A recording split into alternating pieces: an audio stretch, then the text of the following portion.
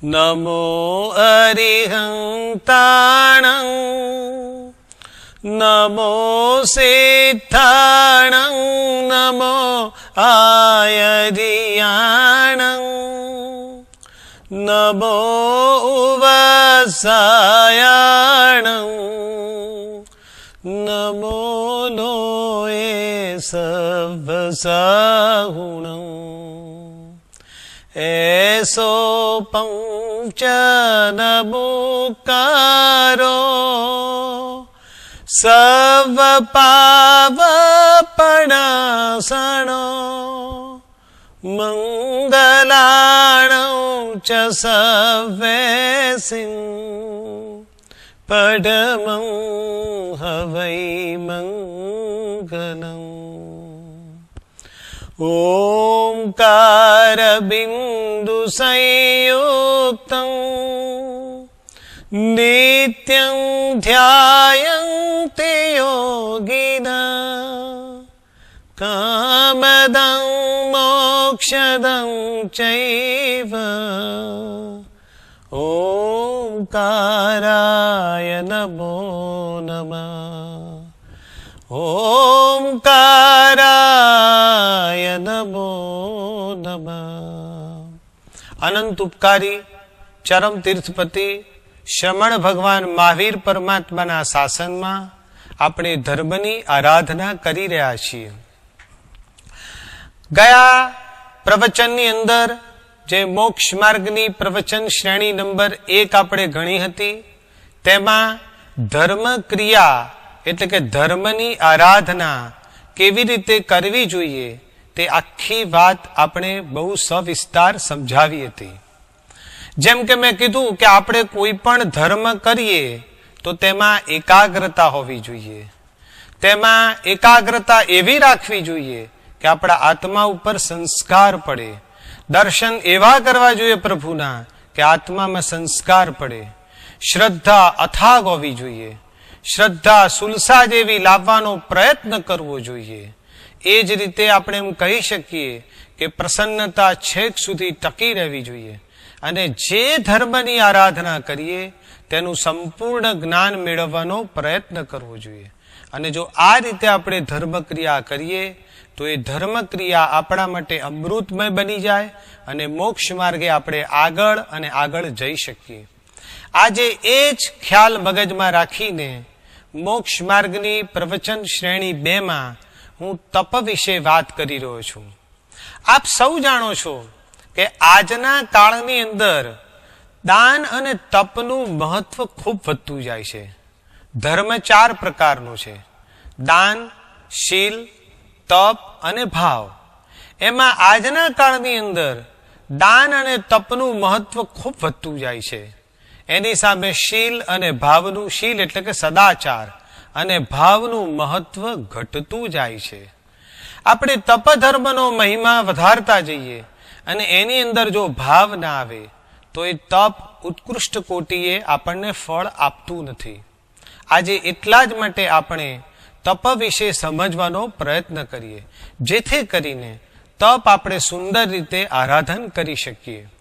હવે સૌથી પહેલા આપણે તપનું મહત્વ અને તપનો અર્થ સમજીએ, ત્યાર પછી આપણે તપના પ્રકાર સમજીએ. તપ એ સાધના જીવનનો પ્રાણ છે.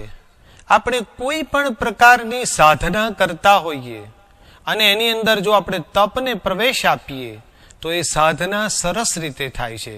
કારણ કે તપથી શરીર અને મન પવિત્ર બને છે અને પવિત્રતાને કારણે આપણી સાધના પણ સુંદર બને છે. એ જ રીતે તપ એ સૂર્ય જેવો છે.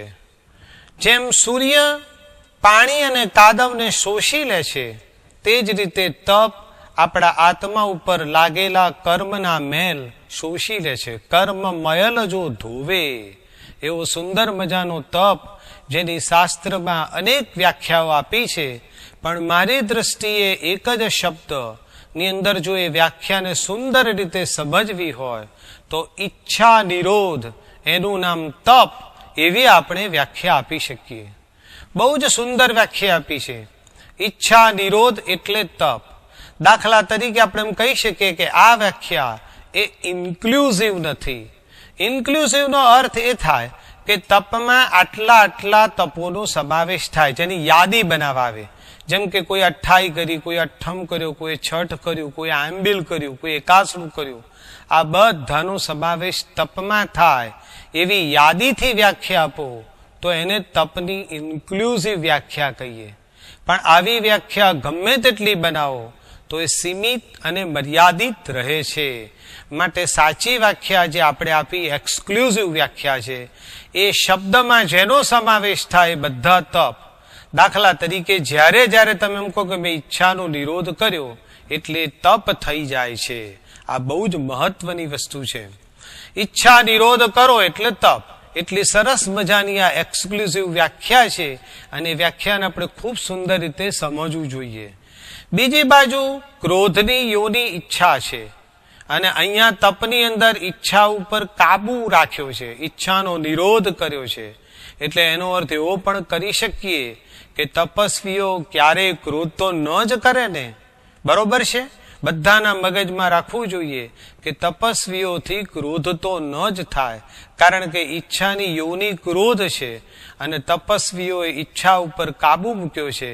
માટે તપસ્વીઓના મનમાં ક્રોધ ક્યારેય ન આવે. એવી જ રીતે એમ કહી શકીએ આપણે કે તપ દ્વારા કર્મની નિર્જરા થાય છે. તપનું મુખ્ય કારણ શું છે કે તપ કરવાથી કર્મની નિર્જરા થાય છે. કર્મની નિર્જરા કરતા કરતા કર્મ ક્ષય થાય છે અને આમ જ્યારે સંપૂર્ણ કર્મ ક્ષય થઈ જાય ત્યારે મોક્ષ મળે છે. આ જ વાત જરા ઉલટી રીતે પણ આવી રીતે કહી શકાય કે મોક્ષ મેળવવો હોય તો સંપૂર્ણ કર્મ ક્ષય કરવો પડે. કર્મ ક્ષય કરવા માટે કર્મ નિર્જરા કરવી પડે અને કર્મ નિર્જરા તપથી પણ થઈ શકે. આટલી સુંદર મજાની આ વાત છે. આનો અર્થ એ થયો કે જેને જેને મોક્ષની આરાધના કરવી છે, જેને જેને મુક્તિ માર્ગ મેળવવો છે, એ દરેક જણાએ નિરંતર તપ ધર્મની આરાધના કરવી જોઈએ. આવી સ્પષ્ટ બાબત આપણે કહી શકીએ. એવી જ રીતે એમ પણ કહી શકીએ કે તપમાં સમ્યક દર્શન, સમ્યક જ્ઞાન અને સમ્યક ચારિત્ર, આ ત્રણેય રત્નત્રયનો સમાવેશ થઈ જાય છે. જે સંયમ, અહિંસા અને એમ કહી શકીએ કે કોઈ પણ પ્રકારનું તપ કરે, સંયમ અને અહિંસા રૂપી બરોબર જે તપ કરે તો એ ઉત્કૃષ્ટ મંગળ છે. જ્યારે સંયમ, અહિંસા અને તપ રૂપી ધર્મ થાય છે ત્યારે ઉત્કૃષ્ટ મંગળ બની જાય છે. હમણાં ઘણા લોકો જ્યારે પોતાનો કોઈ શુભ પ્રસંગ હોય ત્યારે ઘરની અંદર એક અથવા બધા જ માણસો આંબિલ કરીને કે ઉપવાસ જેવી તપસ્યા કરીને પોતે માંગલિક કામ કર્યું છે એમ સમજી અને પોતાના શુભ કાર્યો બહાર પાડે છે, શુભ કાર્યો પાર પણ પાડે છે એમ કહી શકાય. દાખલા તરીકે કોઈના ઘરની અંદર ઘરનું વાસ્તુ છે કે ઓફિસનું વાસ્તુ છે તો ઘણા માણસો, ઘરના ઘણા સભ્યો આંબિલ કરી અને મંગલ ગણી અને પોતાના શુભ કામો બહાર પાડે છે. પણ આના કરતા વધારે સારું એ છે કે જ્યારે કોઈ ધર્મ અનુષ્ઠાનનું કામ હોય, જેમ કે આપણે પ્રતિષ્ઠા કરાવી છે અથવા તો આપણા ઘરમાં સિદ્ધચક્ર પૂજન છે, ત્યારે આવા ધર્મ અનુષ્ઠાનોના કામ વખતે જો ઘરમાં બધા આંબિલ કરે તો હું માનું છું કે ધર્મ અનુષ્ઠાન ખૂબ સુંદર રીતે પાર પડે અને ઉત્કૃષ્ટ મંગળ તરીકે કામ થઈ શકે. આવો સુંદર મજાનો તપ જેનું વર્ણન કરતા કરતા, જેની મહત્તા ગાતા ગાતા ઘણો સમય નીકળી જાય. આપણા સમયના અભાવને કારણે તપ વિશે જો હું આટલી વાત કરું તો એનાથી તપની મહત્તા આપ સમજી શકશો. હવે મારે જે વાત કરવી છે એ છે કે તપ કુલ 12 પ્રકારના છે. આ તપને મુખ્ય 2 ભાગમાં વહેંચ્યા છે, એક બાહ્ય તપ અને એક અભ્યંતર તપ. બાહ્ય તપને એવું કહી શકાય કે ઈચ્છાના પ્રગટીકરણ ઉપર કાપ આપે એને બાહ્ય તપ કહેવાય અને ઈચ્છાના પ્રગટીકરણના મૂળમાંથી જ કાપ આપે એને આપણે અભ્યંતર તપ કહી શકીએ. સૌ પ્રથમ આપણે બાહ્ય તપ વિશે વાત કરીએ તો બાહ્ય તપ આપણને અભ્યંતર તપ સુધી લઈ જવામાં મદદ કરે છે, જ્યારે અભ્યંતર તપ આપણને મોક્ષ માર્ગ સુધી પહોંચાડવામાં મદદ કરે છે. આવા તપ વિશેની હવે આપણે વિગતવાર વાત કરીએ. બાહ્ય તપ કુલ 6 પ્રકારના છે અભ્યંતર તપ પણ કુલ્લે 6 પ્રકારના છે. આજે જે સમયની મર્યાદા છે એમાં હું માનું છું કે આપણાથી જેટલા બાહ્ય તપના 6 પ્રકાર આપણે સમજી લઈએ. પહેલા બાહ્ય તપ જે છે એ બાહ્ય તપના 6 પ્રકાર છે. એમાં ફરીથી આપણે 3 પેટા વિભાગ પાડી શકીએ. દાખલા તરીકે પહેલો પેટા વિભાગ લઈએ તો એની અંદર અણસણ, ઉણોદરી, વૃત્તિ સંક્ષેપ અને રસત્યાગ, આ 4 જે તપ છે એને પહેલા વિભાગમાં આપણે લઈ જઈ શકીએ. અને આ 4 પ્રકારના તપ આપણને આહાર ઉપર નિયંત્રણ રાખતા શીખવાડે છે અને અનાહારી પદ સુધી પહોંચાડવામાં મદદ કરે છે. એવી જ રીતે જે બીજો વિભાગ છે એનું નામ કાયક્લેશ તપ આવે. એ શરીરની મમતા તોડવામાં મદદ કરે છે અને જ્યારે શરીરના ગમે તેવા કષ્ટ વચ્ચે પણ આપણી સાધનાને અખંડિતપણે આ પ્રકારનો તપ રાખવામાં મદદ કરે છે. એવી જ રીતે ત્રીજા વિભાગની અંદર સંલીનતા તપ આવે છે. સંલીનતાથી ઇન્દ્રિય, કષાય અને યોગનો વિજય થાય છે. આવા સુંદર મજાના 6 તપો વિશે આપણે હવે વિગતવાર સમજીએ તો હું માનું છું કે આપણને ઘણું આમાંથી જ્ઞાન મળશે અને જે તપ ધર્મ આપણે કરીએ છીએ તે આગળ ને આગળ વધારી શકીશું. બાહ્ય તપના જે 6 પ્રકાર છે એને અભ્યંતર તપના પણ 6 પ્રકાર છે. આ 12 તપ ક્રમશઃ એક કરતા એક ચડિયાતું છે. એટલે એનો અર્થ એવો થયો કે પહેલા તપ કરતા બીજો તપ ચડિયાતો, બીજા તપ કરતા ત્રીજો તપ ચડિયાતો, એ રીતે ક્રમશઃ ચડતા તપો છે એનો પણ બરોબર ખ્યાલ રાખવો. હવે આપણે પહેલા તપ વિશેની વાત કરીએ, અણસણ તપ. અણસણ તપ વિશે સમજીએ પહેલા બરો સમજી લો કે આત્માનું શુદ્ધ સ્વરૂપ જે છે એ શું છે કે આહાર ન કરવો. આહાર કરવાની આત્માએ જરૂર પડતી જ નથી. આત્માના શુદ્ધ સ્વરૂપમાં અનાહારી પદ છે અને આત્માનો આહાર ન કરવો એ એનું શુદ્ધ સ્વરૂપ છે. પણ આહાર કરવો પડે તો એ એનું વિરૂપ છે. આપણે બધા કર્મથી આવરાયેલા છીએ માટે આપણે આહાર કરવો પડે છે અને એ જ આપણું વિરૂપ છે બતાડે છે. અણસણની અંદર આહાર ન કરવો એવો એનો અર્થ થાય છે. એવા પ્રકારનો તપ છે. દાખલા તરીકે અત્યારના કાળમાં ઘણા સ્થાનકવાસી જેવા લોકો જે સંથારો કરે છે એમાં એ જ વસ્તુ કે ભાઈ આજથી જ્યાં સુધી મારા શરીરમાંથી પ્રાણ ન જાય ત્યાં સુધી હું આહાર નહીં કરું. એટલે એનો અર્થ એવો થયો કે મૃત્યુ આ ભવનું જે થાય ત્યાં સુધી આહાર ન કરે એને પણ અણસણ કહેવામાં આવે છે. જ્યારે ઘણા લોકો એવી રીતે નહીં પણ 1 દિવસ, 2 દિવસ, 6 દિવસ, 8 દિવસ આહાર ન કરે તો તેને પણ અણસણ કહેવામાં આવે છે. રાત્રે તો આહાર કરવાનો જ નથી પણ દિવસે પણ જો અમુક ચોક્કસ 1 કે 2 જ વાર આહાર લેવાનો હોય અને અમુક ચોક્કસ મર્યાદામાં ચોક્કસ સમયમાં જ લેવાનો હોય તો તેને પણ આપણે અણસણ કહીએ છીએ. દાખલા તરીકે મેં તમને પહેલા કીધું કે તમે 28 કરો, 8મ કરો, છઠ કરો, ઉપવાસ કરો, આ બધું તો અણસણ જ ગણવામાં આવે છે કારણ કે એમાં નિશ્ચિત સમય સુધી આહાર લેવાનો હોતો નથી. પરંતુ એક વસ્તુ એ પણ છે કે તમે કદાચ આયંબિલ કરો, એકાસણું કરો, ઉપવાસ કરો, ઉપવાસ બેસણું કરો તો તે પણ આપણે સ્વાભાવિક રીતે એમ સમજી શકીએ કે એને પણ અણસણ કહેવામાં આવે છે કારણ કે એમાં નિશ્ચિત સમયમાં 1 કે 2 જ વાર આહાર લઈ અને બાકી આપણે આહાર લેતા નથી માટે તેનો પણ અણસણ તપમાં સમાવેશ કર્યો છે. તે જ રીતે નોકારસી, પૂરસી, સાડપૂરસી, અવઢ, ધારણા અભિગ્રમ પચખાઈ, મુઠ્ઠી સેમ પચખાઈ, આ બધા પ્રકારના વ્રતોને પણ આપણે સામાન્ય રીતે અણસણ તપમાં સમાવેશ કરીએ છીએ કારણ કે એમાં પણ નિશ્ચિત સમય માટે આપણે આહારનો ત્યાગ કરીએ છીએ. દાખલા તરીકે તમે માત્ર નોકારસી કરો તો નોકારસી કરવાથી રાતના ખાવાનું જે બંધ કર્યું એ સીધું સવારે માનો કે 7:45 નોકારસી થાય ત્યાં સુધી મોંમાં કશું મૂકવાનું હોતું નથી માટે નોકારસીને પણ અણસણની અંદર સમાવેલી છે. તો આવી સુંદર મજાની અણસણ તપની પણ સમજ આપી શકાય. સામાન્ય રીતે એવું કહેવાય કે આદિનાથ ભગવાનના કાળની અંદર સળંગ 12 માસ સુધી ઉપવાસ થઈ શકે છે. એવી રીતે આપણે અત્યારે મહાવીર સ્વામીના શાસનમાં સળંગ 6 માસ સુધી ઉપવાસ થઈ શકે છે અને બાકીના 22 તીર્થંકરોના શાસનની અંદર સળંગ 8 માસ સુધીનો ઉપવાસ થઈ શકે છે. આવી રીતે આખો ઉપવાસ થાય છે. હવે આટલું સમજ્યા પછી બરોબર સમજો કે ઘણા માણસો મારી પાસે ફરિયાદ કરે છે કે ભાઈ અમારાથી તપ થતું નથી, અમારાથી ઉપવાસ થતો નથી, અમારાથી આંબીલ થતું નથી. તો આ અણસણ વિશેની આપણે જે સમજ શીખ્યા તપ વિશેની, એમાં એવું પણ આવે છે કે તમારાથી ઉપવાસ ન થાય, આંબીલ ન થાય, પણ નોકારસી તો થાય જ ને. તો નોકારસી તમે કરો તો પણ એ અણસણ તપ છે. એવી જ રીતે મારે જુદું પણ કહેવું છે કે ઘણા માણસો છઠ અને અઠ્ઠમ કરે છે પણ પારણું કર્યા પછી વર્ષમાં કેટલાય દિવસો નોકારસી પણ નથી કરતા. તો આ પણ બરોબર નથી. બંને જણ માટે લાગુ પડે છે. નિરંતર વધુ ને વધુ તપ કરવાની ભાવના રાખવાની.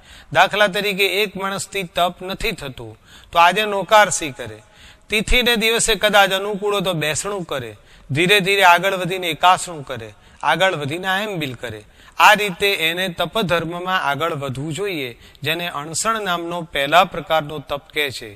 એ જ રીતે કોઈ માણસથી અઠ્ઠાઈ થાય છે, અઠ્ઠમ થાય છે, છઠ થાય છે, તો તેને ધ્યાન રાખવું જોઈએ કે તપ એ નૈમિતિક તપ નથી. એ નૈમિતિક તપ પતી ગયા પછી જે દૈનિક તપ ઓછામાં ઓછો કરવો જોઈએ કે ભાઈ ચાલો આજે ઉપવાસનું પારણું છે તો એનાથી શક્ય હોય તો એને બેસણું કરવું જોઈએ, અને એ પણ શક્ય ન હોય તો છેવટે નોકારસી તો કરવી જ જોઈએ. પણ તમે અઠ્ઠાઈ કરો અને પછી 6 મહિના સુધી નોકારસી પણ ન કરો તો હું માનું છું કે અણસણ તપની મહત્તા તમે વધારી, પણ અંદર જે સાચો ભાવ છે તપનો, અણાહારી પદનો, આહાર નથી કરવો એ ભાવ છે આવતો નથી. આપણે એક દિવસનો પણ ઉપવાસ શેના માટે કરીએ છીએ? એનું એક જ કારણ છે કે આત્મા ઉપર ન ખાવાના સંસ્કાર પડે એ માટે કરીએ છીએ.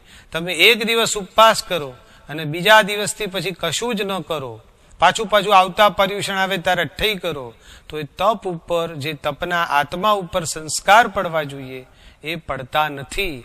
આ વસ્તુ પણ બરોબર મગજમાં સમજવી જોઈએ. એટલા જ માટે શાસ્ત્રમાં દાખલો આપ્યો છે કે પેલો તાપસ તાંબલી 1000 વર્ષો એનો ઉપવાસ કર્યો, છતાં એને માટે એમ કહેવામાં આવ્યું કે એના કરતા સમકીતીની નોકારસી ઘણા દરજ્જે ચડે. સમકીતીની નોકારસી અને તાપસ તાંબલીના 1000 ઉપવાસ એની કમ્પેરિઝનમાં નૌકારસી ચડે, આવું શાસ્ત્રમાં લખ્યું. એનું કારણ એક જ છે કે તમે એક નૌકારસી કરો પણ તમારા મનમાં ભાવ શું હોવો જોઈએ? ભાવ એક જ હોવો જોઈએ કે આ અણાહારી પદ મારાથી છૂટતું નથી, મારે ખાવું ન જોઈએ પણ ખાવું પડે છે. આ ભાવથી જો તમે કરો તો એ નૌકારસી પણ તમારી ચડે છે. અને ઉપવાસ કરે પણ આવા પ્રકારના ભાવ ન રાખે, મોક્ષના કોઈ ભાવ ના હોય, કોઈ બીજું જ લક્ષ્ય હોય, પોતાને કોઈ ચમત્કારિક સિદ્ધિ જોઈતી એ માટે ઉપવાસ કરે, તો શાસ્ત્રમાં એને લાંઘણ કીધું છે. એને કોઈ પણ પ્રકારનું જે તપનું વ્રત કહેવાય નથી કીધું. આવી રીતે અણસણ તપ વિશે જે સમજ મેળવી, હવે આપણે આગળ બીજો તપ જોઈએ છે. બાહ્ય તપના કુલ 6 પ્રકાર છે. એમાં હવે આપણે બીજો પ્રકાર લઈએ છીએ જેનું નામ છે ઉણોદરી તપ. અણસણ એટલે બિલકુલ ખાવું નહીં, બરોબર છે, એને આપણે અણસણ તપ કીધું. પણ જ્યારે આહાર કરવો પડે પણ જો ઓછો આહાર કરો તો એને ઉણોદરી તપ કહેવામાં આવે છે. અને સામાન્ય રીતે એમ કહેવાય છે કે ન ખાવું હજી સહેલું છે, પણ ખાવું કેવડાવવું, ભાણે બેસવું અને પછી ઓછું ખાવું એ જરા ચડિયાતું કામ છે, જરા કપરું કામ છે. ઘણા લોકો એમ કહે છે કે ખાધું કેવડાવવું છતાં ભાણે બેસીને ઓછું ખાવું, ઉણોદરી કરવી એ ઉપવાસ કરતા પણ અમારા માટે અઘરું કામ છે. ઘણા લોકો તો એવું પણ કહે છે કે છઠ કર્યો હોય અને ભાવ આવે તો સળંગ ત્રીજો ઉપવાસ કરીને અઠ્ઠમ અમે કરી શકીએ, પરંતુ પછી અઠ્ઠમ કર્યા પછી પારણામાં તમે એમ કહો કે હવે ઉણોદરી કરો તો એ અમને ન પાલવે. આ વૃત્તિથી જ દેખાય છે કે તમારે જેટલું ખાવું છે એનાથી ઓછું ખાવું, એનું નામ ઉણોદરી તપ છે. અને સ્વાભાવિક રીતે આ ખૂબ અઘરું કામ છે. કારણ કે ઘણા માણસો આવું કહેતા મેં સાંભળ્યા છે કે ભાઈ તપ કરવામાં અમને વાંધો નથી, પણ તપ કર્યા પછી જ્યારે પારણું આવે ત્યારે તમને એમ કહો કે આ ખાવ ને તે ન ખાવ અથવા તો ઓછું ખાવ, એ અમને પાલવતું નથી. એટલા જ માટે એને ઉણસણ કરતા પણ ઉણોદરીને ચડિયાતો તપ ગણાવ્યો છે. સામાન્ય રીતે એવું કહેવાય કે પુરુષનો 32 કોળિયાનો ખોરાક અને સ્ત્રીનો 28 કોળિયાનો ખોરાક હોય છે. આ જે કોળિયા કીધા ટોટલ સંખ્યા 32 એ આખા દિવસની સંખ્યા છે. આખા દિવસમાં થઈને પુરુષે 32 કોળિયાથી વધારે ખોરાક ન ખાવો જોઈએ, અને એનાથી પણ જો ઓછું ખાય તો એને ઉણોદરી તપ કર્યું એમ કહી શકાય. સામાન્ય રીતે અહીંયા ધણે પ્રશ્ન થાય કે ભાઈ કોળિયો એટલે શું? એવો પણ ઘણાને પ્રશ્ન થાય કે ભાઈ કોળિયો કેટલો? કારણ કે ઘણા તો કે 32 કોળિયા હોય તો મોટા કોળિયા બનાવી દે અને પછી ફૂલ જમે. તો એવી વાત નથી. કોળિયાની પણ સામાન્ય એવી વ્યાખ્યા આપી શકાય કે જ્યારે તમે આહાર તમારા મોંમાં મૂકો અને એનાથી મોં વિકૃત ન દેખાય ત્યારે એને કોળિયો સુધી કહી શકાય. જ્યારે તમે મોંમાં કોળિયો મૂકો અને મોં વિકૃત દેખાય તો એ કોળિયો વધારે ભર્યો છે એમ તમે કહી શકો. તો આવી રીતે આવા માપના જ કોળિયા એ આખા દિવસની સંખ્યાના પુરુષે 32 થી પણ ઓછા કોળિયા ખાવા જોઈએ, અને સ્ત્રીએ આખા દિવસની અંદર કુલ સંખ્યા 28 કોળિયાથી ઓછું ખાવું જોઈએ. તો એને ઉણોદરી તપ કર્યો એમ કહી શકાય. એકાસણું કર્યું હોય તો પણ એમાં પણ તમે ઉણોદરી કરી શકો. એકાસણું કરો એટલે અનશન તપ થાય છે, કારણ કે એની અંદર આખા દિવસની અંદર નિશ્ચિત રીતે આપણે એક જ વાર જમીએ છીએ, એટલે એને આપણે અણસણ તપ કહીએ છીએ. પરંતુ એની અંદર પણ પાછો ઓછો આહાર લો, ભૂખ કરતા પણ ઓછો આહાર લો, તો એને આપણે એમ કહી શકીએ કે અણસણની સાથે સાથે એને ઉણોદરી પણ કરી. તો આ પણ એક બહુ જ મહત્વની વસ્તુ છે. આજે આપણે જોઈએ છીએ, અહીંયા કોઈની ટીકાની વાત નથી, પણ ઘણા માણસો એકાસણું કરે તો સવારના નાસ્તા ચા દૂધથી શરૂઆત કરી, બપોરની રોટલી શાક દાળ ભાત ફરસાણ બધું, અને સાંજનું પણ પાછું પૂરી ભાખરી ખીચડીનું જમણ લઈ અને એક જ સમયની અંદર કે એક ટાણું કે એકાસણું પણ ત્રણેય સમયનું ભેગું જમી લે. તો એનો અર્થ એવો થયો કે એને અણસણ કર્યું, કહેવાનું અણસણ કર્યું, સાચો તપ કર્યો નથી. એટલે એકાસણું જેવો અણસણ તપ કરો ત્યારે પણ તમારે ઉણોદરી તપ કરવો જોઈએ. એ બહુ જ મહત્વની વસ્તુ છે. ઘણા માણસોને મગજમાં ઉતરતું નથી, પરંતુ આજે તો વિજ્ઞાન પણ કહે છે કે તમે જેટલી ભૂખ છે એનાથી ઓછું ખાઓ તો શરીરનું સ્વાસ્થ્ય સુંદર છે. અહીંયા મારે સંસારિક વાત નથી કરવી. મારે તમને જે કંઈ તપ કરવો હોય, આપણે બધા, મારો નંબર પણ એમાં આવી જાય છે, આપણે જે કંઈ તપ કરવો હોય એ કર્મ નિર્જરાના લક્ષ્યથી જ તપ કરવો છે. એ બરોબર મગજમાં રાખવાનું. જેમ ખાવાની ઉણોદરી છે એમ પાણીની પણ ઉણોદરી. દાખલા તરીકે સામે ઘડો પડ્યો છે પાણીનો, તમને તરસ લાગી છે, તમને 2 ગ્લાસ તો અત્યારે આરામથી પાણી પી જવાય એવું છે, પણ સામે ઘડો પણ પડ્યો છે, પણ ના, મનને કંટ્રોલ કરી દો કે અત્યારે ખૂબ તરસ લાગી છે, એક જ ગ્લાસ પાણી પી અને મારે સંયમ રાખવો છે. તો 2 ગ્લાસ પાણીની તરસ લાગી હોવા છતાં જો તમે એક જ ગ્લાસ પાણી પીવો તો આ પાણીની ઉણોદરી કહેવાય. અને તરસ લાગી છે, સ્વાધ્યાય કરવા બેઠા છો, મનમાં થયું કે ના 1 કલાક 2 કલાકનું સ્વાધ્યાય કરું પછી જ પાણી પીશ. તરસ અત્યારે ખૂબ લાગી છે, સામે ઘડો પડ્યો છે, પણ મનથી નક્કી કર્યું કે 2 કલાકનું સ્વાધ્યાય કરું, હું પછી જ પાણી પીશ. તો આ પણ 2 કલાકનું એને અણસણ કર્યું એમ કહી શકીએ. જ્યારે આગળ મેં સમજાવ્યું એમ તરસ લાગી હોય 2 ગ્લાસની અને એક જ ગ્લાસ પાણી પીઓ, બાકી સંતોષથી છોડી દો, કાબુ રાખો, ઈચ્છાનો નિરોધ કરો, તો એને ઉણોદરી તપ કર્યું એમ કહી શકાય. આવી રીતે કષાયોની પણ ઉણોદરી. તમને ક્રોધ આવે છે, ક્રોધને કાબુમાં રાખો તો પણ ઉણોદરી કરી કહેવાય. તો આ જ રીતે આપણે એમ કહી શકીએ કે એવી રીતે વસ્ત્રપાત્રની પણ ઉણોદરી.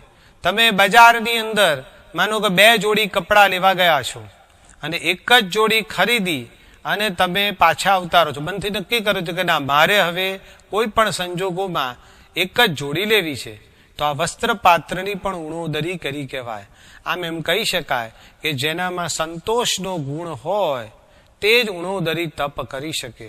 હવે તમે કહો કે કોઈ પણ સંજોગોમાં માણસ એટલું તો કરી શકે ને. ઘણા માણસો મને કહે છે કે મારાથી ઉપવાસ નથી થતો. સારું, ચલો તમારાથી ઉપવાસ નથી થતો, પણ તમે આવી ઉણોદરી તો કરી શકો ને. તમે નક્કી કરો કે ભાઈ મારે આજે આટલું જ ખાવું છે થોડું. આવું તો દરેક માણસ કરી શકે ને નિરંતર કરી શકે, રોજે કરી શકે.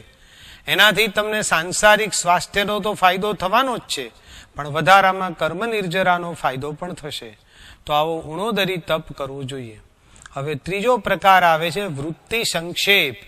વૃત્તિ સંક્ષેપ એટલે શું? ઉણોદરીમાં આહાર તો ઓછો કરવાનો, પણ દ્રવ્ય પણ ઓછા ખાવાના. દાખલા તરીકે તમે ભાણે જમવા બેસો તો આજે આપણે જૈનોની થાળી જોઈએ તો દેખાય છે કે એક થાળીની અંદર 17, 18, 15 એટલી બધી વાનગીઓ મૂકવામાં આવે છે. જાત જાતના કચુંબરો, સલાડો અને ચટણીઓ હોય છે. આટલા બધા દ્રવ્યો ખાવાની શી જરૂર છે? 2 દિવસ ઉપવાસ કરે, છઠ કરે અને ત્રીજે દિવસે 16 દ્રવ્ય જમે, એ કેવી રીતે જમે? મનને ફરવા જવા દેવું જ નથી. જો એક ચીજથી ચાલે છે તો 2 ચીજ ખાવાની જરૂર શી છે? દ્રવ્યનો સંક્ષેપ અને પાછો એમાં મનગમતા દ્રવ્યનો સંક્ષેપ કરવાનો. ઘણા શું કરે કે ચલો ભાઈ આજે ઘરમાં 6 દ્રવ્યો કર્યા છે તો કે સારું હું 1 દ્રવ્યનો સંક્ષેપ કરું છું, 5 જ દ્રવ્ય ખાઈશ. પણ 6 દ્રવ્યની અંદર પૂરણપોળી કરી છે, કારેલાનું શાક કર્યું છે, બીજી ઘણી આઈટમ છે, પણ એને કારેલાનું શાક નથી ભાવતું એટલે કે આજે મારે 1 દ્રવ્યનો સંક્ષેપ છે, એમાં કારેલાનું શાક હું નહીં ખાઉં. તો એમાં દ્રવ્ય સંક્ષેપ તાત્વિક નથી આવતો, એને નથી જ ભાવતું, માટે દ્રવ્ય સંક્ષેપ કર્યો છે. તો આ બરોબર નથી. જે મનગમતી ચીજ છે પૂરણપોળી એનો જ સંક્ષેપ કરો તો એ સાચો વૃત્તિ સંક્ષેપ છે. અહીંયા વૃત્તિ જીતાય છે એમ તમને લાગે છે. વૃત્તિ એટલે ઈચ્છા. ઈચ્છાનો નિરોધ સાચો કરો છો, સાચો તપ કરો છો એવું લાગી શકે. એટલે તમારે ઓછું તો ખાવાનું જ, પાછા દ્રવ્ય પણ ઓછા. દ્રવ્ય ઓછા તો લેવાના જ, પાછા મનગમતા જતા કરવાના. આ બધું બરોબર ધ્યાનમાં રાખવું જોઈએ. આજે તો શું છે કે 32 પકવાન અને પાછા કેટલી જાતના ફરસાણો ભાણામાં જોઈએ. આ વૃત્તિ ચાલી ન શકે. ઘણા માનો કે માત્ર ઢોસા ખાય પણ ઢોસાની સાથે પાછો સંભાર જોઈએ, સંભારની જોડે પછી 1 નહીં 2 ચટણી જોઈએ જુદી જુદી, કોપરાની એ જોઈએ ને કોથમીરી એ જોઈએ, પાછો પાપડ અને અથાણા પણ જોઈએ. તો આ કેમ ચાલી શકે? એક ચીજથી જે વસ્તુ ચાલી શકે એવી હોય એની સાથે જો આપણે 8 વસ્તુઓ મિલાઈએ તો આ વૃત્તિ નથી જીતાઈ એ સ્પષ્ટ પરિણામ છે. આપણે આયંબિલ શાળાઓમાં પણ જોઈએ છે. હમણાં આયંબિલ શાળાઓમાં રોજની 30 થી વધુ વાનગીઓ મળે છે. જો અહીંયા આયંબિલ શાળાના ટ્રસ્ટીઓનો એવો ભાવ હોય કે ભાઈ કોઈ માણસ આયંબિલ કરવા આવ્યું અને એને અડદનું ઢોકળું નથી ભાવતું તો એને ચણાના લોટનું કરી આપે, ચણાના લોટનું નથી ભાવતું તો એને વાટી દાળનું ઢોકળું બનાવી આપે, વાટી દાળનું ઢોકળું નથી ભાવતું તો પનોરી બનાવી આપે. એ ટ્રસ્ટીઓની ઈચ્છા વ્યાજબી છે, પણ આયંબિલ કરવા જે આવે છે એને તો એક જ ભાવ રાખવો જોઈએ કે મારાથી શક્ય બને તો જો 2 દ્રવ્યથી પતતું હોય તો 3 દ્રવ્યથી પણ આયંબિલ કરવું નથી. આવો જો ભાવ હોય તો એ સાચી કર્મ નિર્જરા માટે આયંબિલ કરે છે એવું કહી શકાય. તો ખરેખર આવી વૃત્તિ જીતો તો જ. આ વૃત્તિ નથી જીતાઈ એનું જ આ પરિણામ છે. એ બરોબર સમજી લો. આ જેમ જેમ આપણે વૃત્તિ આપણી બગાડતા જઈએ છીએ એમ એમ બહુ સ્પષ્ટ વાત થાય છે કે આપણા આહાર વિહારો પણ ખોટા થાય છે. જેમ કે ફ્રૂટ સલાડ આપણને ખાવું ગમે છે પણ એનાથી આપણી પરિસ્થિતિ બગડે છે, આપણને કોડ જેવા રોગો થાય છે, ચામડીની એલર્જી થાય છે, એ બધું એના કારણે જ થાય છે. એવી જ રીતે હું તમને કહી શકું કે હમણાં હું એક જગાએ જમવા ગયો, જમીને બહાર નીકળ્યો તો 20 છાબડીમાં 20 મુખવાસ હતા, 20 મુખવાસ હતા. અને તપસ્વી, છઠનો કરેલો તપસ્વી એ 20 મુખવાસની અંદર હાથ નાખીને 20 જાતના મુખવાસ લીધા. આ સૂચન એ જ કરે છે કે તમે વૃત્તિ નથી જીત્યા. જમ્યા પછી જો મુખવાસ 20માં હાથ લગાડવો છે, જો એક મુખવાસથી ચાલે છે તો શા માટે તમે એક મુખવાસથી નથી પતાવતા? શા માટે 20 છાબડીઓમાં હાથ નાખી અને 20 મુખવાસ ખાવ છો? આ વૃત્તિ નથી જીતાઈ એનું પરિણામ છે. માટે હું ફરી કહું છું કે તપ ભલે કદાચ આપણાથી ઉપવાસ ન થાય તો છેવટે તમે નોકારસી કરો, છેવટે તમે ઉણોદરી કરો અને જેટલા શક્ય બને એટલા ઓછા દ્રવ્યો વાપરી અને તમે રોજ જમો તો એ વૃત્તિ સંક્ષેપનો પણ નિયમ તમને લાભમાં થશે. આવા સુંદર મજાના તપ વિશે આપણે વાત કરવાની જ છે. એક એક પછી એક એક તપ વિશે જેમ જેમ વાત કરું એમ કહી શકીએ કે આ બધા ચડિયાતા તપ છે. અને દેખાય જ છે કે વૃત્તિ જીતો, ઈચ્છા જીતો તો જ વૃત્તિ સંક્ષેપ તમારો થઈ શકે. બાકી અપવાસ કરી દો અને બીજે દિવસે મુખવાસમાં 20 મુખવાસ ખાવાનું તો બાજુ રહ્યું. એ શું બતાડે છે કે તપધર્મ સાચો આદરતા નથી. આ ટીકાના સ્વરૂપમાં વાત નથી. આપણે આપણી જાતને તપાસવાનું છે. આપણે જ્યાં ખોટા હોઈએ ત્યાં આપણે સુધરવાનું છે. આવો તપ આપણે કરવાનો છે. આગળ વધતા વધતા આપણે હવે ચોથો તપ જોઈએ.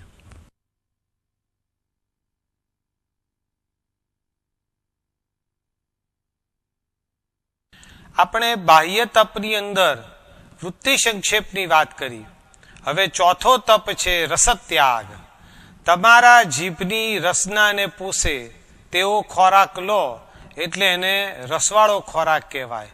આવા રસવાળા ખોરાકનો ત્યાગ કરવો જોઈએ. તમારી જીભને પોષાય તેવો ખોરાક લેવાની શી જરૂર છે? સામાન્ય રીતે જીભને પોષાય તેવા 6 પ્રકારના ખોરાક કીધા છે: દૂધ, દહીં, ઘી, ગોળ, તેલ અને કડા. કડા એટલે કે તળેલી વસ્તુઓ. કઢાઈમાં આપણે તળેલી વસ્તુઓ જે ખાઈએ તે, એવો સાદો અર્થ કરી શકાય. આ 6 આહારને જો એક જ નામ આપવું હોય તો તેને ઘણા લોકો વિગઈ કહે છે. વિગઈ એ આત્માને વિકૃત કરે છે. માટે સ્વાભાવિક રીતે જે આત્માને વિકૃત કરે એવો ખોરાક ન ખાવો જોઈએ એવું આપણે કહી શકીએ. આપણા મનને પવિત્ર રાખવું હોય, મનમાં વિકારો પેદા ન કરાવવા હોય તો આવી વિગઈનો ત્યાગ કરવો જોઈએ. એટલા જ માટે શાસ્ત્રમાં ઘણી જગ્યા એમ કહે છે કે સાધુઓ બને ત્યાં સુધી વિગઈનો ઉપયોગ ન કરશો. કેટલીક જગ્યાએ તો કડક શબ્દમાં એમ પણ કીધું છે કે વિગઈથી તમે સફા ચટ થઈ જશો. આવી વિગઈ વિશે ભયંકર વાતો સાંભળ્યા પછી આપણા મનમાં એવું તો હોવું જ જોઈએ કે શક્ય એટલી વિગઈનો ત્યાગ કરવો. કદાચ સંપૂર્ણ વિગઈનો ત્યાગ ન થાય અને તમે માનો કે એકાસણું કર્યું છે, એકાસણામાં તમે વિગઈ લઈ શકો છો, તો છેવટે એકાસણાની અંદર પણ 1-2 વિગઈનો ત્યાગ કરવો, આવું પણ મનથી નક્કી કરી અને રસ ત્યાગ કરી શકો છો. એટલા જ માટે વિગઈ જે ન ખવાતી હોય તેવા તપને ખરેખર તપ કીધો છે. જેમ કે આયંબિલમાં વિગઈ નથી કીધી અને આયંબિલથી ઉપર એટલે કે ઉપવાસ, છઠ, અઠ્ઠમ, અઠ્ઠઈ વગેરે તપની અંદર સ્વાભાવિક રીતે વિગઈ લેવાની જ નથી. તો વિગઈ નથી લેવાની માટે આયંબિલ સુધીનાને તપ કીધો. અને આયંબિલથી નીચે જાઓ એટલે એકાસણું, નીવી, બેસણું વગેરેની અંદર વિગઈ ખાઈ શકાય છે. માટે એ લોકો તપની જગ્યાએ વ્રત પણ કહેશે. એટલે અહીંયા વિગઈનું કેટલું મહત્વ છે એ આપણને ખ્યાલ આવે. ઘણા લોકો વિગઈનો ત્યાગ કરતા હોય છે પણ તાત્વિક વિગઈનો ત્યાગ કરતા નથી હોતા. દાખલા તરીકે એક ભાઈ આજે એકાસણું કર્યું અને નક્કી કર્યું કે 1 વિગઈનો ત્યાગ કરીશ. સવારે નક્કી કર્યું કે હું ગોળનો ત્યાગ કરીશ. પછી ઘરેથી ખબર પડી કે આજે વેડમી બનાવી છે. હવે ગોળનો ત્યાગ કર્યો છે, વેડમી ખાઈ શકાય એવી છે નહીં. એટલે ઘરની અંદર કે એક કામ કરજો, મારા માટે ખજૂરની અથવા અંજીરની વેડમી બનાવજો. હવે અહીંયા વેડમી જ ખાધી એવો એનો અર્થ સ્પષ્ટ થાય છે. તો આનો શું મતલબ છે? આ તાત્વિક વિગઈ ત્યાગ ન કહેવાય. જ્યારે માણસ એક વસ્તુનો ત્યાગ કરે ત્યારે પછી એનો રસ ન પોસાય તે રીતે તમામ વસ્તુઓનો ત્યાગ કરવો જોઈએ. જ્યાં સુધી આવો તાત્વિક ત્યાગ ના આવે ત્યાં સુધી સ્વાભાવિક રીતે એમ કહી શકાય કે તમે સાચો વિગઈ ત્યાગ કર્યો નથી. તો આવો વિગઈ ત્યાગ કરો એ પણ એમ કહી શકાય કે રસ ત્યાગ કર્યો છે. આવી રીતે રસ ત્યાગ આપણે હંમેશા કરવો જોઈએ. અહીંયા હું તમને એ સમજાવું છું કે અત્યારના કાળની અંદર આપણી અંદર તપ ખૂબ પ્રમાણમાં થાય છે. ઘણા લોકો 500 આયંબિલ કરે છે, ઘણા લોકો 100 આયંબિલની હોળી કરે છે, ઘણા લોકો વર્ષી તપ કરે છે, ઘણા લોકો એકાસણા કરે છે. આવું બધું ખૂબ વધ્યું છે, ખૂબ મહિમા વધ્યો છે. પરંતુ એની સાથે સાથે જે મેં તમને કીધું એ રીતે ઉણોદરી, વૃત્તિ સંક્ષેપ અને રસત્યાગ જે આવવો જોઈએ એ આવતો નથી. કોઈક વ્યક્તિ આયંબિલ કરે તો આયંબિલ કરી લીધા પછી, પારણું કર્યા પછી આ બધી વસ્તુઓ બરોબર પ્રેમપૂર્વક આરોગે અને કોઈ પણ પ્રકારના રસત્યાગને ન રાખે તો એનો અર્થ એ થયો કે જે તપના સંસ્કાર પડવા જોઈએ એ પડતા નથી અને ઉપરથી આગળ કરેલી ઓળીઓ ભૂસાઈ જાય છે. માટે મારું એટલું જ કહેવું છે કે જે કોઈ વ્યક્તિ તપ કરે એ પછી જે નિરંતર કરવા જેવો આવો તપ છે એ તો કરવો જ જોઈએ. અને એની સામે મારે એ પણ કહેવું છે કે જે લોકો તપ નથી કરતા એ લોકો છેવટે આવું તો કરી શકે ને. માને કે કોઈ ભાઈ એમ કે ભાઈ મને પિત્તનો રોગ છે અને મારાથી ઉપવાસ નથી થતો, તો ચલો ઉપવાસ નથી થતો એકાસણું તો કરી શકાય ને. આપણે એવું પણ આપણે કરી શકીએ છીએ. ચલો એકાસણી નથી થતું તો છેવટે ઉણોદરી તપ કરી શકો, છેવટે 1 કે 2 જ દ્રવ્યો ખાઈને પતાવી શકો, છેવટે વિગયનો ત્યાગ પણ કરી શકો. આવી રીતે આપણે 4 પ્રકારના આ બાહ્ય તપ આદરવા જ જોઈએ. દરેકે દરેક માણસે, મારી પોતાની જાત સહિત આપણે દરેકે દરેક માણસે આવો નિરંતર ધર્મ આપણે કરવો જોઈએ અને તો સાચો તપ ધર્મ કરીએ છીએ એવું કહી શકાય. અહીંયા 4 પ્રકારના તપ જો આરાધો બાહ્ય તો એટલીસ્ટ એટલું તો છે જ. સાંસારિક દ્રષ્ટિ એવું કહી શકાય કે શરીરનું સ્વાસ્થ્ય સારું રહે છે, પેટ બગડતું નથી. આવા સાંસારિક લાભો તો મળે જ છે, પણ મારે એ લાભની ચર્ચા અત્યારે નથી કરવી. મારે તો એ કહેવું છે કે આવા 4 પહેલા તપ કરવાથી આપણી રસનાનો વિજય થાય છે, ઇન્દ્રિયો ઉપર વિજય થાય છે, કષાયો ઉપર વિજય થાય છે, યોગ ઉપર વિજય થાય છે અને છેલ્લે આપણને મુક્તિનો માર્ગ મળે છે. તો આવા સુંદર મજાના જે તપ છે એ આપણે નિરંતર આરાધવા જોઈએ. હવે વાત આવે છે બાહ્ય તપની અંદર 5મો પ્રકાર, જેને આપણે કાયક્લેશ તપ કહીએ છીએ. જે વ્યક્તિ અગાઉના 4 તપ બરોબર કરે એ જ વ્યક્તિ કાયક્લેશ તપ ખૂબ સારી રીતે કરી શકે છે. કારણ કે કાયક્લેશ તપની અંદર કાયાને બરોબર કસીને તૈયાર કરવાની છે અને તો જ જ્યારે તમે બરોબર અણસણ, ઉણોદરી, વૃત્તિ સંક્ષેપ અને રસત્યાગ કરતા હોય ત્યારે તમે કાયાને પણ કાબુમાં રાખી શકો છો અને એ રીતે તમે કાયક્લેશ તપ પણ કરી શકો છો. આપણા ધર્મમાં જે કંઈ આરાધના કરવાની હોય એમાં અમુક ચોક્કસ પ્રકારના આસન અને મુદ્રા કીધેલા હોય છે. આવા આસન અને મુદ્રા એ જ વ્યક્તિ સારી રીતે કરી શકે કે જેનું શરીર હલકું હોય. હલકા શરીરવાળો બહુ જ આસાનીથી શાસ્ત્રમાં બતાવેલા આસન અને મુદ્રાથી ધર્મક્રિયા કરી શકે. દાખલા તરીકે ચૈત્યવંદન કરવું છે તો ચૈત્યવંદનની જે મુદ્રા છે એ મુદ્રા હલકા શરીરવાળો બહુ જ આરામથી કરી શકશે અને એ સાચો કાયક્લેશ તપ કરી શકશે. એ જ રીતે આપણે એમ કહી શકીએ કે બહુ ભારે શરીરવાળો માણસ હોય એ જે પ્રમાણે શાસ્ત્રમાં બતાવ્યા છે તે પ્રમાણે ખમાસણા અને વાંદણા એ દઈ શકતો નથી. દાખલા તરીકે 17 સંડાસા પૂર્વકનું ખમાસમણું દેવાનું હોય તો એ ભારે શરીરવાળા માટે થોડું અઘરું કાર્ય પડશે. એવી જ રીતે એમ કહી શકાય કે જે 4 પ્રકારનો તપ આરાધે છે તે માણસ બરોબર કાયોસર્ગ શાસ્ત્રમાં બતાવ્યું તે પ્રમાણે ઊભા આખો કાયોસર્ગ કરી શકશે. આમ કાયક્લેશ તપ સ્વાભાવિક રીતે જે 4 તપ બરોબર કરે છે તે વધારે સારી રીતે કરી શકશે. કાયક્લેશ તપ માટે એક સરસ મજાનું સૂત્ર છે અને સૂત્રનું નામ છે દેહ દુઃખમ મહાસુખમ. આપણે ખરેખર આ સૂત્ર ઊંધી રીતે અપનાવ્યું છે. દેહ સુખમ મહાસુખમ એવું આપણે માની લઈએ છીએ. વાસ્તવિકતામાં ખોટું છે.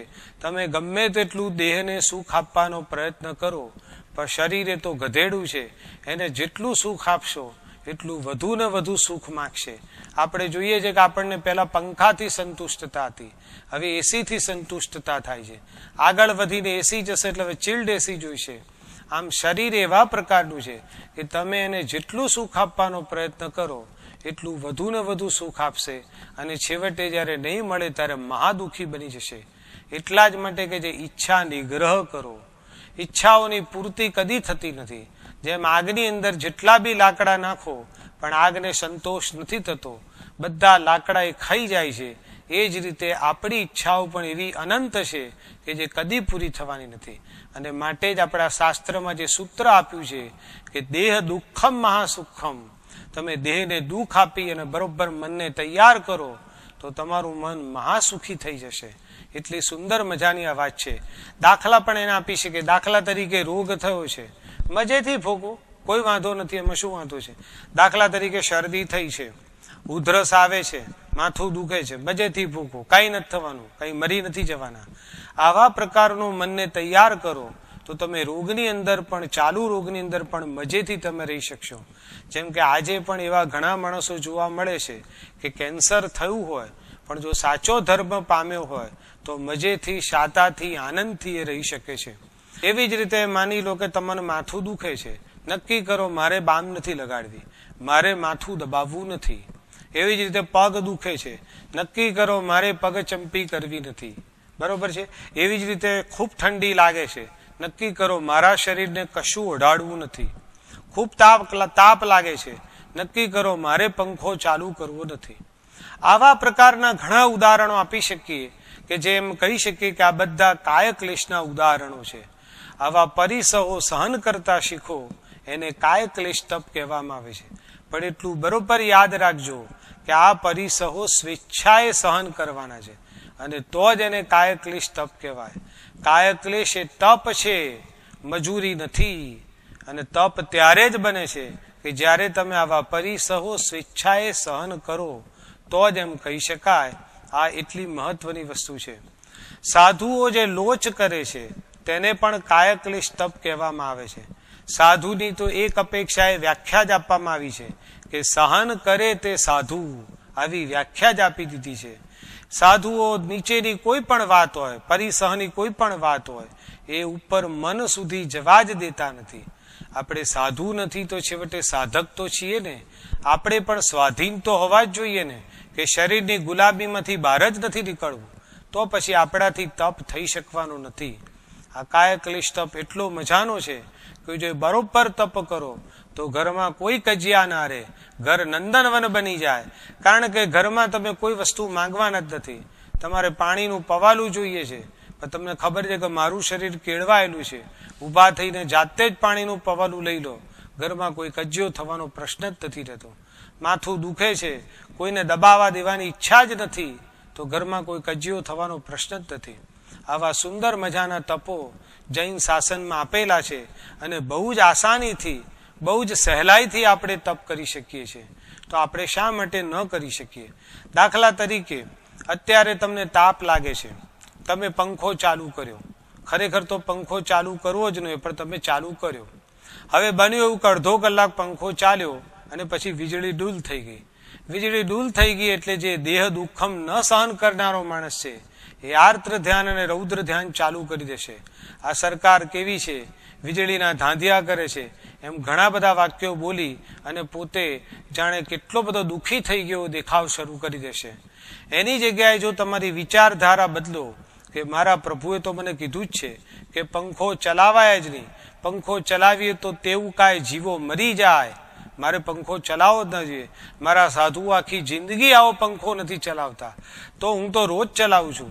પણ આજે કદાચ સકારણ, કોઈ કારણથી આવું સરસ મજાનું સહન કરવાનું મળ્યું છે, તો શા માટે સૌમ્યતાથી, શા માટે પ્રસન્નતાથી સહન ન કરી લઉં? જો એ વખતે કર્મ નિર્જરાનો ઉપદેશ આવી જાય, જો એ વખતે મારા પ્રભુએ તો આ કીધું જ છે અને આવું સરસ મજાનું સામેથી એમનું વચન માની લેવાનું આવ્યું છે, તો એને હું સહી લઉં. જો આવા પ્રકારનું કરો તો પણ કદાચ એનો કાયક્લેશ તપમાં સમાવેશ કરી શકાય. સામાન્ય રીતે તો સામેથી સ્વેચ્છાએ સહન કરવાનું છે. આમ છતાં છેવટે કોઈક વખત અનાયાસે સહન કરવાનું આવે ત્યારે પણ આર્દ્ર ધ્યાન, રૌદ્ર ધ્યાન ન કરતા જો ભગવાનનું વચન માની કર્મ નિર્જરાના લક્ષ્યથી જો એ વખતે સહન કરી લો, જે સહન કરવાનું આવેલું જ છે સામેથી, તમે ન કરો તો પણ સહન કરવાનું છે, એવી પરિસ્થિતિ જ્યારે સામેથી આવેલી છે ત્યારે તો આપણે મૌન સેવી, ત્યારે તો મનને મનાવી અને જો એ સહન કરી લઈએ તો તેનો સમાવેશ પણ કાયક્લેશ તપમાં થઈ જાય. તો આવો આપણે કાયક્લેશ તપ તો ચોક્કસ કરી શકીએ, એમાં કોઈ પ્રશ્ન રહેતો નથી. મારી દ્રષ્ટિએ છેવટે આપણે ઘણા માણસો જેમ ફરિયાદ કરે છે કે મારાથી આયંબિલ નથી થતું, તો આવા નાના નાના સરસ મજાના તપ જે એનાથી પણ ચડિયાતા તપ શાસ્ત્રમાં કીધા છે, એ કર્મ નિર્જરાના લક્ષ્યથી જો કરો તો હું માનું છું કે આપણી જિંદગીમાં બેડો પાર થઈ જાય, જિંદગી સુખથી ભરાઈ જાય, જિંદગી પ્રસન્નતાથી ભરાઈ જાય, જિંદગી નંદન વન બની જાય. અને એ રીતે આપણે ધીરે ધીરે કર્મ નિર્જરા કરતા કરતા આપણા આત્માને પણ આપણે ઊંચો લઈ જઈ શકીએ. આવો સુંદર મજાનો કાયક્લેશ તપ આપણે દરેક જણાએ કરવો જોઈએ. હવે આગળ વધીને છેલ્લો તપ લઉં છું, છઠ્ઠો તપ, અને તેનું નામ છે સલ્લીનતા તપ. સલ્લીનતા એ અભ્યંતર તપનું પ્રવેશ દ્વાર છે. જે માણસ કાયક્લેશ તપ સારી રીતે કરી શકે છે એ માણસ મગજને શાંત પણ રાખી શકે છે. શરીરને તો એને કેળવેલું છે અને મગજને શાંત રાખે એટલે પછી સલ્લીનતા તપ સરસ રીતે કરી શકે. એટલે આમ કહી શકાય કે જે માણસ કાયાને બરોબર કેળવે, કાયક્લેશ બરોબર કરે, એ માણસ સલ્લીનતા તપ પછી સારી રીતે કરી શકે છે. સલ્લીનતા તપ બે પ્રકારના છે, એક દ્રવ્ય સલ્લીનતા અને બીજી ભાવ સલ્લીનતા. દ્રવ્ય સલ્લીનતા એટલે શું? તો કે ભાઈ તમે એક જ આસન ઉપર એક જ સ્થિર રીતે રાખી અને તમે બેસી શકો, ઊભા રહ્યા તો સ્થિર રીતે ઊભા રહી શકો, એને દ્રવ્ય સલ્લીનતા કહેવાય છે. ભાવ સલ્લીનતા પછી ત્રણ પ્રકારની છે. એમાં પહેલી આવે છે ઇન્દ્રિય સલ્લીનતા. ઇન્દ્રિયો તમે બધા જાણો છો 5 છે, કાન, નાક, આંખ, જીભ અને સ્પર્શેન્દ્રિય, તો એટલે કે ચામડી. તો આ 5 ઇન્દ્રિયોને જો તમે કાબુમાં રાખો તો એને ઇન્દ્રિય સલ્લીનતા કહેવાય. દાખલા તરીકે સામે અનુકૂળ રૂપ જોવા મળ્યું છે, પણ આંખને કહી દીધું કે આ રૂપ જોવાનું નથી, આ આંખ પ્રભુના દર્શન માટે મળી છે. આને શું કહેવાય? તો આંખની ઇન્દ્રિય ઉપર સંતુલન કર્યું, આંખની ઇન્દ્રિય ઉપર કાબુ મૂક્યો. એવી જ રીતે કાનને અનુકૂળ સ્વરોમાં જતા અટકાવવા.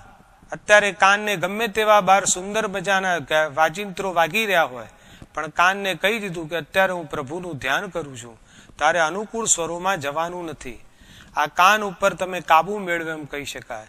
એવી રીતે સામે મોટો રસનો થાળ ભળ્યો છે, જુદી જુદી સરસ મજાની આઈટમો પડી છે, પણ જીભને કહી દીધું કે આજે પર્વતિથિ છે, કશું જ ખાવાનું નથી. તો આવા બધા દાખલા ઉપરથી કહી શકીએ કે માણસ એને ઇન્દ્રિય સલ્લીનતા લઈ શકે. એવી જ રીતે બીજી સલ્લીનતા છે કષાય સલ્લીનતા. કષાય સલ્લીનતા એટલે કામ, ક્રોધ, લોભ, માન, આ ચારે કષાયો ઉપર કાબુ મેળવવો એને કષાય સલ્લીનતા કહેવાય. અને તમે બધા જાણો છો, દાખલા તરીકે ક્રોધ આવ્યો, ક્રોધ ઉપર કાબુ મેળવવો એટલે ક્રોધ સલ્લીનતા. અભિમાન આવ્યું, એમ તરત વિચાર્યું કે આટલું બધું અભિમાન કરવાની શું જરૂર છે, દુનિયાની દ્રષ્ટિએ તો હું સાવ નાનો માણસ છું.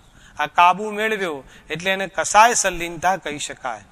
આ કષાય સલ્લીનતાની અંદર 9 નો કષાયનો પણ સમાવેશ થઈ જાય છે.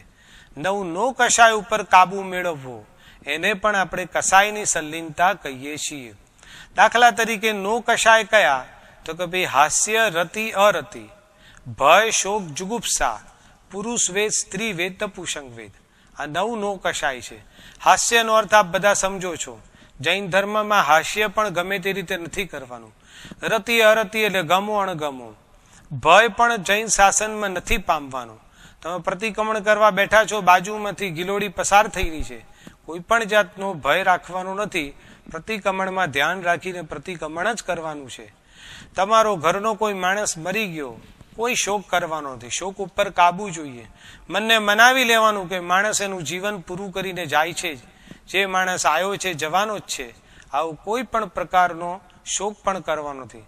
જુગુપ્સા એટલે સૂગ ચડવી. બાજુમાં સાધુ પુરુષ છે, કેટલાય દિવસથી નાયા નથી, કપડા મેલા છે, પણ એ સાધુ મહારાજની પવિત્રતા ઉપર આનંદ કરવાનો છે, પણ જુગુપ્સા નથી કરવાની. આમ આવા 9 નો કષાય ઉપર પણ કાબુ મેળવે એને સલ્લીનતા કહેવાય, એને કષાયની સલ્લીનતા એવું પણ કહી શકાય. એવી રીતે યોગ સલ્લીનતા. યોગ સલ્લીનતા એટલે મન, વચન અને કાયા, આ 3 યોગો ઉપર સલ્લીનતા, 3 યોગો ઉપર કાબુ મેળવવો. મન, વચન અને કાયા આ 3 ઉપર કાબુ મેળવો એને ભાવ સલ્લીનતા કહેવામાં આવે છે, અથવા યોગ સલ્લીનતા કહેવામાં આવે છે. દાખલા તરીકે તમને અત્યારે દુઃખ આવ્યું છે, પણ મનને કહી દીધું કે મારે શાંતિથી રહેવું છે, તો આ મનની ઉપર કાબુ મેળવ્યો એમ કહી શકાય. વચન ઉપર એટલે એમ રાખવાનું કે બને ત્યાં સુધી મૌન જ રહેવું. ભગવાને તો એવું જ કીધું છે કે શક્ય હોય ત્યાં સુધી મૌન રહો. બોલવું જ પડે તો જોખી જોખીને જરૂર પૂરતું જ બોલો, અને એ પણ મિતભાષી અને સત્ય બોલો.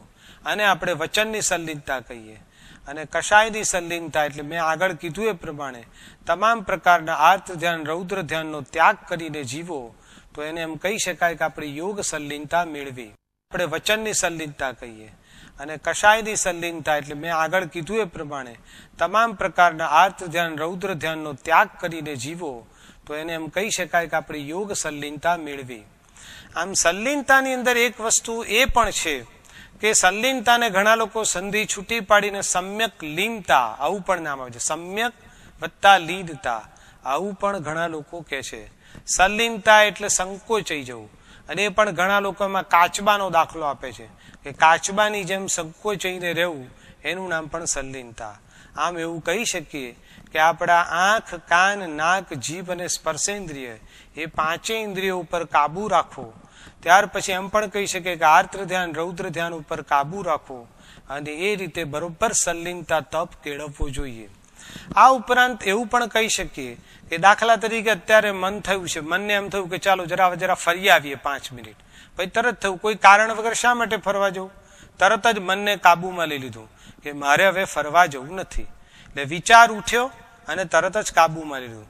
એ જ રીતે કોઈક માણસે આપણું અપમાન કર્યું, આપણને ગુસ્સો આવી ગયો, એની સામે બોલવાનું મન થઈ ગયું, તરત જ મનથી વિચાર્યું કે એમાં શું કરો, આપણે સામે બોલવાની છે, શા માટે આર્ત્ર ધ્યાન કરવું, અને તરત જ આપણે નક્કી કર્યું કે આપણે હવે બોલવું નથી. એવી જ રીતે માનો કે આજે પર્વતિથિ છે, પર્વતિથિ સંવત્સરી જેવી છે, મન થયું કે લાવો જરા ફ્રી છીએ તો બજારમાં આંટો મારી આવીએ, પછી તરત જ વિચારે કે જે સંવત્સરી જેવા દિવસે આપણે પાપનો વ્યાપાર નથી કરવો. આવા જ્યારે વિચારો આવે અને તમે તમારી જાતને રોકી લો છો ત્યારે એમ કહી શકાય કે તમે અકર્તવ્યની દિશામાં જવાના વિચારો કરો છો, પણ તમે તમારી જાતને રોકી લો છો અને કહો છો કે ના, અકર્તવ્યની દિશામાં જવું નથી. આવું મનને કાબુમાં રાખીને રોકી લો તો આને પણ સંલીનતા કહેવાય. આમ સંલીનતા એ અભ્યંતર તપનું પ્રવેશ દ્વાર છે. સંલીનતાથી માણસ આંતરમુખ બને છે અને ધીરે ધીરે પોતાના દોષો એને દેખાવા માંડે છે. એવો સુંદર મજાનો આ તપ છે. આજના કાળની અંદર હું એવું કહું કે હવે લોકો ધીરે ધીરે છીછરા થતા જાય છે. જેમ દિવસ જાય એમ એવી વાત આવે છે કે માણસોને બેસી રહેવું ગમતું નથી. આજના કાળની અંદર ઘરમાં બેઠા હોય અને તરત જ એમ થાય 10 મિનિટ થઈ નથી અને પાછું એમ થાય કે લાવો બહાર જઈ આવું, પાછું પોતાનું સ્કૂટર કે મોટર ચાલુ કરી પાનના ગલ્લે જઈ આવે. આમ દિવસે દિવસે લોકો ચંચળ થતા જાય છે, એક જગ્યાએ બેસી નથી રહેતા. એમ કહેવાય કે લોકો ખોટા ફર કરે છે, ખોટું બોલ કરે છે અને ખોટું ખા કરે છે. આવી આપણી આજની સ્થિતિ થઈ ગઈ છે. એટલે જ ભગવાને છેલ્લી દેશનામાં એમ કીધેલું હતું કે હવેના પડતા કાળની અંદર માણસનો સ્વભાવ ચંચળ વાંદરા જેવો બનતો જશે. આજે એવું જ લાગે છે કે માણસનું મન વાંદરા જેવું થતું જાય છે. એ સહેજ પણ સ્થિર નથી રહેતો. આખી દુનિયામાં એને ફરવું છે પણ પોતાના ઘરમાં બેસવું નથી, પોતાના રૂમમાં બેસવું નથી, પોતાના કુટુંબ સાથે એને બેસવું નથી, બસ રખડવું જ છે, ફરવું જ છે, પોતાની જાત સાથે નથી બેસવું. આગળ વધીને એમ કહું છું કે જો એક 5 મિનિટ પણ એ સંકોચાઈને સ્થિર રહીને બેસે તો એને ખબર પડે, પોતાનું આત્મદર્શન કરે, આત્માનો વિચાર કરે, આત્મામાં રમણતા કરવાનો પ્રયત્ન કરે, તો એમ કહી શકું કે એને ખરેખર પોતાના દોષ ખટકવા માંડશે અને ધીરે ધીરે પોતાના આત્માનો વિકાસ પણ કરી શકશે. આવો સુંદર મજાનો સંલીનતા તપ તો આપણે બધા કરી શકીએ છીએ. આજના કાળમાં આ સંલીનતા તપ બહુ જ શીખવાની જરૂર છે. કોઈ પણ માણસ એક જગ્યાએ સ્થિર બેસી નથી રહેતો. ઘણાને જોઉં છું સામાયિક કરવા બેઠા હોય તો પણ 2-5 મિનિટે હાથ પગ ચલાવે, પ્રતિક્રમણ કરવા બેસતા હોય તો પણ 2-5 મિનિટે હાથ પગ ચલાવે, વ્યાખ્યાનમાં બેઠા હોય તો હાથ પગ આગા પાછા કરે. આ બધું એ જ બતાડે છે કે માણસ સ્થિર નથી. સ્થિર રહેતા શીખવું જ જોઈએ અને જો સ્થિર રહેશો તો ખરેખર એક આત્મિક આનંદ પ્રગટ થશે. શા માટે રખડવું, શા માટે આપણા શરીરને બહાર જઈને ખોટી રીતે થકવી નાખવું? તમે એક વખત તો તમે તમારા રૂમમાં શાંતિથી 1 કલાક, 2 કલાક, 3 કલાક ધ્યાનમાં બેસો, તમને ખ્યાલ આવે કે આ સંલીનતા તપ એ કેટલો મહત્વનો છે. હું અત્યાર સુધી ખોટો રખડતો હતો, એક ક્ષણિક આનંદ લેવા માટે બહાર ફરતો હતો, પણ ખરેખર મેં મારા શરીરને સ્થિર રાખી ન શક્યો. આ સ્થિર રાખતા શીખો, એનું નામ જ સંલીનતા. તો આવા પ્રકારના આપણે એમ કહી શકીએ કે આ 6 તપ છે. આ 6 તપ આપણે જો બરોબર કરીએ બાહ્ય તપની અંદર તો પછી આપણે અભ્યંતર તપમાં પ્રવેશ કરી શકીએ. આજે આપણી પાસે સમય ઓછો છે એટલા માટે આપણે અભ્યંતર તપ જે 6 પ્રકારના છે એની આપણે વિસ્તારપૂર્વક તો વાત નહીં કરી શકીએ, પણ હું એટલું તો ચોક્કસ કહું છું કે આ 6 તપ આપણે સામાન્ય રૂપરેખામાં સમજી લઈએ નામથી, અને પછી ભવિષ્યમાં નવી શ્રેણીની અંદર એ 6 તપને પણ આપણે સમજીશું. જેવું તમે સલ્લીનતા તપ પૂરું કરો એટલે તરત જ તમે બરોબર એમાં કેળવાઈ જાઓ, એટલે તમને તરત જ દોષ ખટકવા મળે, અને દોષ ખટકવા મળે એટલે તમારા માટે પ્રાયશ્ચિત તપ બહાર આવીને ઊભું રહે તરત જ. અને પ્રાયશ્ચિત તપ આવે એટલે આગળ સરસ મજાનો તાત્વિક વિનય આવે, એ પછી વૈયાવચ આવે, એ પછી સ્વાધ્યાય આવે, એ પછી ધ્યાન આવે, અને એ પછી કાયોત્સર્ગ આવે. આવા સુંદર મજાના 6 તપો અભ્યંતર તપ છે, અને એ પણ આપણે સરસ રીતે કરી શકીએ. પ્રાયશ્ચિત તપ એ તો જૈન શાસનની એક દેન છે. પ્રાયશ્ચિત તપથી તમારા દોષો ખટકે એટલે તમે દોષોનું પ્રાયશ્ચિત કરો અને તમારા આત્માને શુદ્ધ કરો છો. આવી રીતે તમે સરસ મજાનો પ્રાયશ્ચિત તપ પણ કરી શકો. પ્રાયશ્ચિત તપ વિશે હું અત્યારે થોડુંક સામાન્ય 2 મિનિટમાં સમજાવું, થોડોક સમય છે આપણી પાસે તો, અને ત્યાર પછી બાકીના અભ્યંતર તપો આપણે ફરી સમજાવીશું. પ્રાયશ્ચિતની અંદર એક બહુ જ મહત્વની વસ્તુ એ છે કે તમે તમારા જે કંઈ ગુનાઓ થયા છે, તમારા મગજમાં તમને જે કોઈ દોષ ખટક્યા છે, તે જ ભાવે, સહજ ભાવે, બાળ ભાવે તે જ રીતે તમારા ગુરુ પાસે એને કહો એટલે તમે આલોચના કરી એમ કહી શકાય. અને ગુરુ જે રીતે તમે કીધા છે એનું બરોબર સમજી અને તમને જે દંડ આપે એને પ્રાયશ્ચિત કહેવાય. અને આવું પ્રાયશ્ચિત જો તમે તમારી આત્મા સાથે તમારા જાત માટે કરો, જે કંઈ ગુરુ દંડ આપે એનું પાલન કરો, તો તમે તમારા આત્માની શુદ્ધિ કરી એવું કહી શકાય. આ આત્માની શુદ્ધિ કરો એટલે તમારો આત્મા વિશુદ્ધ બને છે. આવી સુંદર મજાની જૈન શાસનની આ દેન છે પ્રાયશ્ચિતની. અને એ રીતે તમે તમારા આત્માને શુદ્ધ કરી અને આગળ ઉપર જે તમારે સાધના કરવાની છે એ સાધનાને તમે ખૂબ વિશુદ્ધ રીતે તમે આત્માને તૈયાર કરી શકો છો. એવું આ સુંદર મજાનું પ્રાયશ્ચિત તપ છે. રત્નાકર સુરી મહારાજ સાહેબે માત્ર એક પરિગ્રહની વાત જ્યારે શ્રાવક પાસેથી સમજી અને બરોબર મગજમાં આવી ત્યારે પોતાના દોષો ખટક્યા અને ભગવાન પાસે જઈ અને ચોધાર આંસુએ રડ્યા. પોતે અંતર્મુખ બન્યા, અંતરના આંસુ ધોયા, અને અંતરના આંસુ ધોતા ધોતા એમને રત્નાકર 25ની રચના કરી, જે આજે પણ આપણે પ્રાયશ્ચિત કરવા માટે આપણા માટે પણ એટલી જ લાગુ પડે. જગતના તમામ જીવો જો રત્નાકર 25 બરોબર વાંચી અને પોતાના આત્મા અને મન સાથે વાત કરી અને સુધરવાનો પ્રયત્ન કરે તો હું માનું છું કે આપણા બધાના કર્મ નિર્જરાના થોકે થોક આવી રીતે ઉતરી જઈ શકે. એ જ રીતે દ્રઢ પ્રહારીનો દાખલો પણ શાસ્ત્રમાં આપ્યો છે. દ્રઢ પ્રહારી એક મહાન ખૂની હતો, પણ જ્યારે એને બ્રાહ્મણીની ગર્ભ સાથે હત્યા કરી અને એ જ વખતે એના અંતરના આંસુ ધોયા, એના મનમાં થયું કે મેં શું કરી બેઠો. એના મનને પાછું ફરવાનું યાદ આવ્યું અને તરત જ એ જ ધડ લઈ અને ગુરુ પાસે ગયો. ગુરુ એને સમજાયું કે જો હવે તારું મન શુદ્ધ થયું હોય, જો તને આ દોષ ખટક્યો હોય તો તું બરોબર પ્રાયશ્ચિત કર, અને એના માટે તું સાધુપણું સ્વીકાર. સાધુપણું પણ લીધું અને જ્યાં જ્યાં એને ઘોર ખૂનામરકી કરી એ જ ક્ષેત્રમાં એને સાધુપણું જીવન પાડ્યું. પુષ્કળ પરિસહોસન કર્યા, ગોચરી ન મળે તો એ પણ ચલાવી લીધું, અને એ રીતે એને આ આખું પ્રાયશ્ચિત તપ પૂરું કર્યું. એ પ્રાયશ્ચિતથી એને પોતાના એટલા બધા કર્મોના થોક ઉતારી કાઢ્યા, આત્માને શુદ્ધ કર્યો, અને ધીરે ધીરે પોતાના આગળના ભવોમાં પોતાના આત્માને આગળ વધારતો ગયો. તો આવું સુંદર મજાનું પ્રાયશ્ચિત તપ તો આપણે કરી શકીએ, એમાં આપણને ક્યાં વાંધો છે. જેમ આરાધનાથી પુણ્ય થાય છે એમ પ્રાયશ્ચિતથી પણ કર્મ નિર્જરા થોક બંધ થાય છે. પ્રાયશ્ચિતથી કર્મના પોપડા ખરી પડે છે. આવું પ્રાયશ્ચિત તપ પણ આપણે કરવું જોઈએ. એ પહેલું અભ્યંતર તપ છે. હવે પછીના અભ્યંતર તપો આપણે ભવિષ્યમાં આગળ ઉપર વિચારીશું, પણ આજે તો આટલેથી આપણે અટકીએ છીએ, સમય પૂરો થવા આવ્યો છે.